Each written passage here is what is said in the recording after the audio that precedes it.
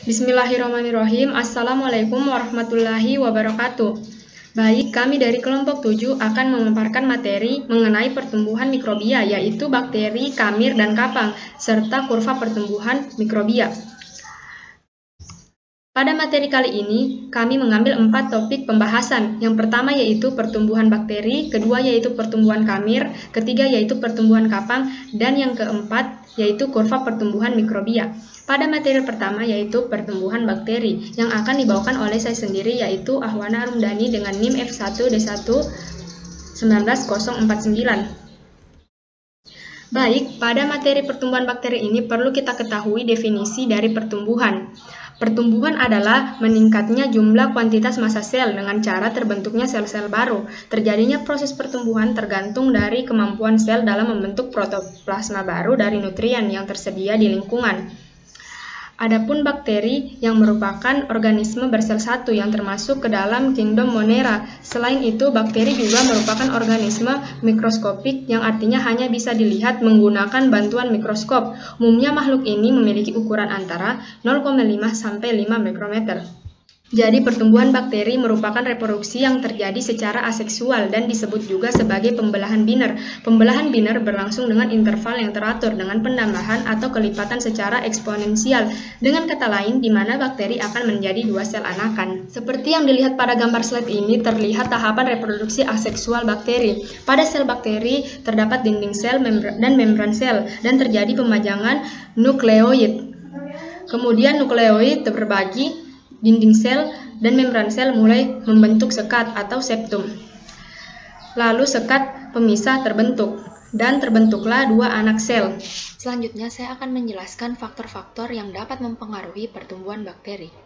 Terdapat 5 faktor yang dapat mempengaruhi pertumbuhan bakteri, antara lain yaitu suhu, derajat keasaman, tekanan osmotik, air, dan oksigen. Pada suhu akan mempengaruhi cara kerja enzim, sehingga proses metabolisme sel yang melibatkan enzim juga akan terganggu. Gangguan pada metabolisme sel akan berdampak negatif pada pertumbuhan bakteri tersebut. Berdasarkan suhu optimal pertumbuhan bakteri dapat terbagi menjadi 3, antara lain bakteri sikrofil, yaitu tumbuh optimal pada suhu relatif rendah di bawah 20 derajat Celcius. Selanjutnya bakteri mesofil, yaitu tumbuh optimal pada kisaran 20-40 derajat Celcius, dan bakteri termofil, yaitu tumbuh optimal pada suhu 40 derajat Celcius. Faktor kedua yaitu derajat keasaman. Derajat keasaman atau pH dapat mempengaruhi kerja enzim dan permeabilitas sel, sehingga transport nutrien ke dalam sel akan terganggu, dan gangguan tersebut akan berdampak pada metabolisme sekaligus pertumbuhan sel. Berdasarkan dari pH pertumbuhan optimal bakteri, dapat terbagi atas bakteri asidofil, yaitu tumbuh optimal pada pH rendah di bawah pH 5,5. Bakteri neutrofil, yaitu tumbuh optimal pada pH sekitar netral antara pH 6-8, dan bakteri alkalofil, yaitu tumbuh optimal di atas pH 8. Kemudian, faktor yang ketiga yaitu tekanan osmotik. Tekanan osmotik juga akan mempengaruhi permeabilitas membran sel yang berdampak pada transport nutrien, dan beberapa bakteri senang hidup pada konsentrasi larutan yang tinggi atau olafil. Kemudian faktor keempat yaitu air. Air diperlukan oleh sel untuk mengaktifkan kerja enzim dan melarutkan nutrien supaya dapat lebih mudah ditransportasi ke dalam sel. Air yang dibutuhkan juga haruslah air yang bebas, artinya tidak terikat oleh bahan koloid. Dan faktor yang terakhir itu oksigen. Pada dasarnya bakteri tergantung kepada oksigen untuk keberlangsungan hidupnya. Bakteri yang demikian dikenal sebagai bakteri aerob. Oksigen dibutuhkan sebagai aseptor elektron akhir dalam proses respirasi yang akan menghasilkan energi atau ATP. Namun, bagi beberapa bakteri kehadiran oksigen justru bersifat toksik atau mengganggu, dan bakteri yang demikian biasanya disebut dengan bakteri anaerob, dan jalur metabolismenya untuk pembangkitan ATP-nya dengan melalui jalur fermentasi.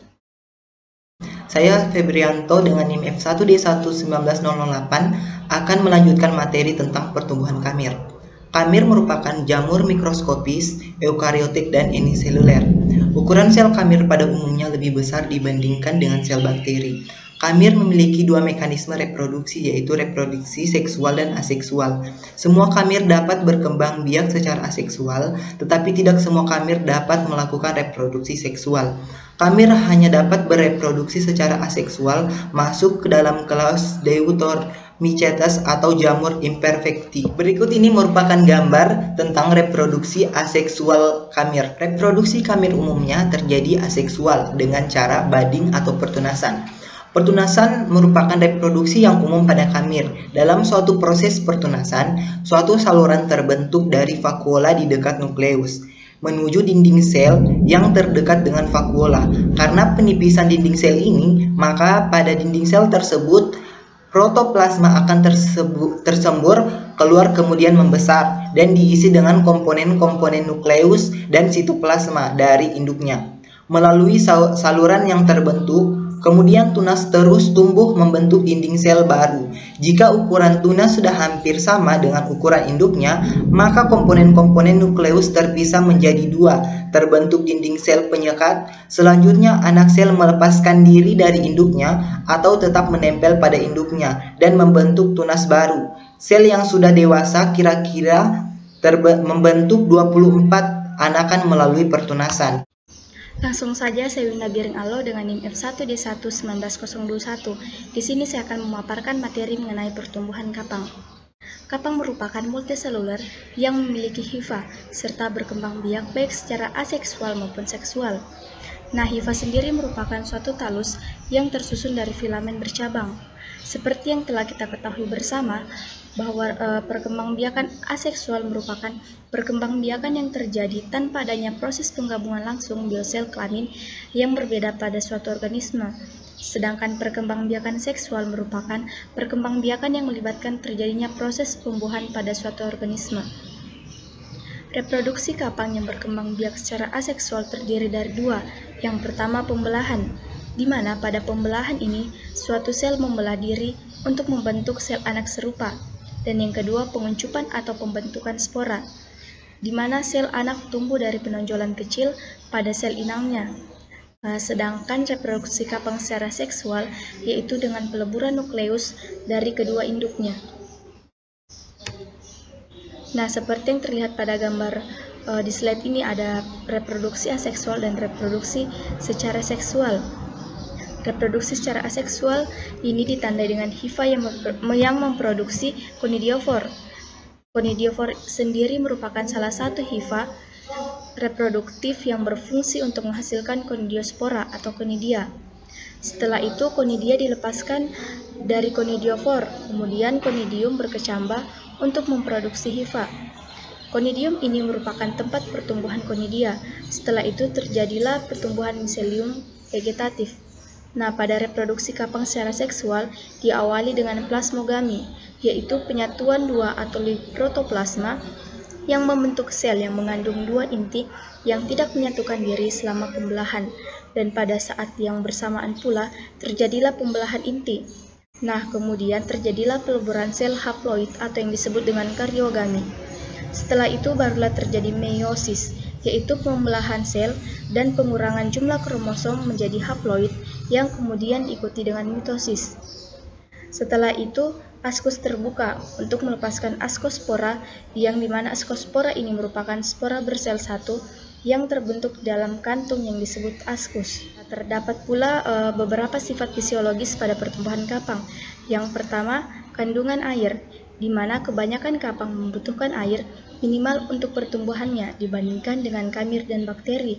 Yang kedua, suhu, di mana kebanyakan kapang bersifat mesofilik, yaitu mampu tumbuh pada suhu kamar, di mana suhu optimum pertumbuhannya kebanyakan kapang ialah sekitar 25-30 derajat.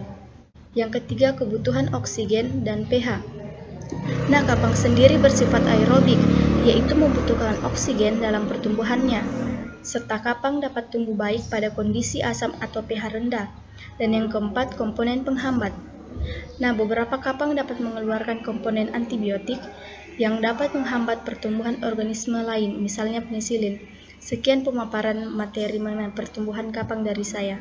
Baik, saya akan melanjutkan materi mengenai kurva pertumbuhan mikrobia. Seperti yang telah kami kutip pada jurnal, menurut SARA DKK 2015, kurva pertumbuhan merupakan suatu informasi mengenai fase hidup suatu mikrobia. Kurva pertumbuhan digunakan untuk mengetahui kecepatan pertumbuhan sel dan pengaruh lingkungan terhadap kecepatan pertumbuhan.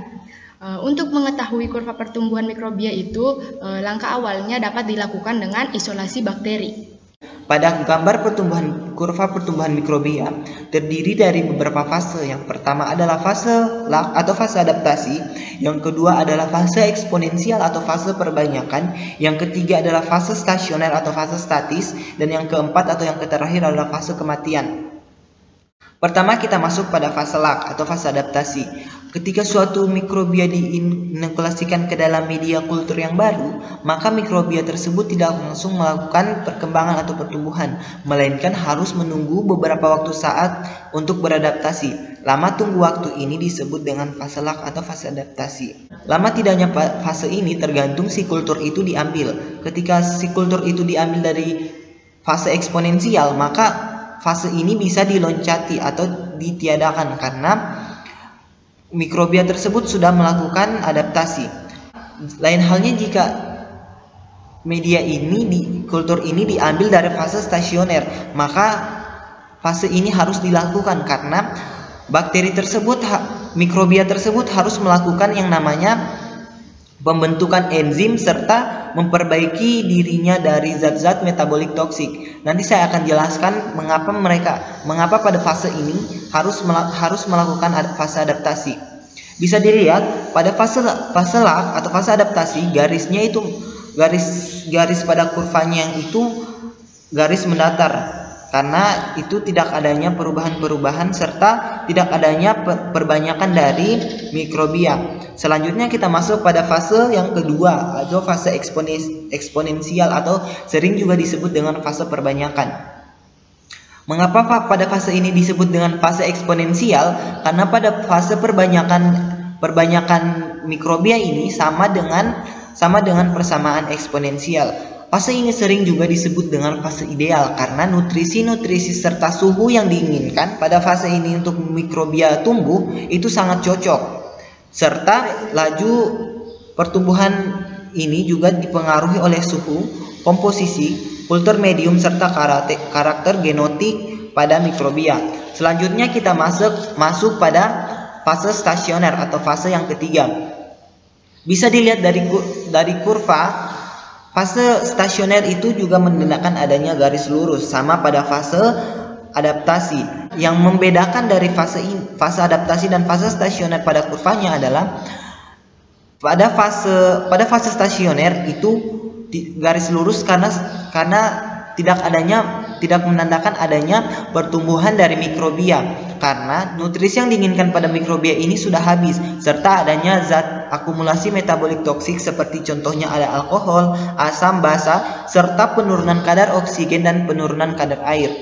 Selanjutnya kita masuk pada fase kematian. Bisa dilihat pada fase kematian adanya penurunan kurva grafik karena matinya mikrobia yang ada pada kultur itu.